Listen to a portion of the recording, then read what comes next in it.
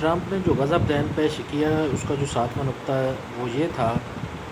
کہ اسرائیل جو غزہ کے علاقوں کو اپنے اندر ضم نہیں کرے، یعنی کہ اپنی کنٹری کے اندر اور مستقل طور پر وہاں پر قابض بھی نہیں رہے گا، بتدریج آہستہ آہستہ وہ وہاں سے اپنا انخلاء کرے گا۔ اب اس میں یہ بات واضح نہیں کہ اسرائیل کتنے عرصے کے دوران وہ اپنا انخلاء کرے گا، وہ 2-4 سال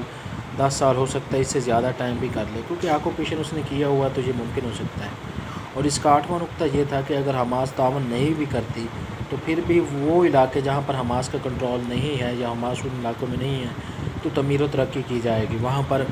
ڈیولپمنٹ ہوگی، انفراسٹرکچر بنے گا وغیرہ وغیرہ۔ تو اب یہ دیکھنا ہے، حماس تو ہر جگہ تقریباً موجود ہے غزہ میں، تو وہ کون سے علاقے ہیں، کون سے ایریے ہیں، تو اس نقطے کی بھی مزید وضاحت طلب ہے کہ اس میں کون سے علاقے انکلوڈ ہو گئے۔ اور 10واں نقطہ اس میں تھا کہ مطلب کہ انفراسٹرکچر کے حوالے سے سارا تھا، ترقی ہوگی، سڑکیں بنیں گی، پل بنیں گے، بلڈنگز بنیں گی، یہ وغیرہ سارا کچھ ہوگا۔ تو اب دیکھنا ہے کہ اس منصوبے پر کس حد تک عمل ہوتا ہے۔ بظاہر تو لگتا تو یہی ہے کہ اسرائیل جو اپنی آکوپیشن اس کو برقرار رکھے گا اور اس کو مزید جو اس میں کوئی ایسی اپرچونٹی نہیں دے گا غزہ کے لوگوں کو کہ وہ اپنے ایک انڈیپینڈنٹ اسٹیٹ کی طرف جائیں۔ تو باقی دیکھتے ہیں کہ لیٹس سی کیا ہوتا ہے۔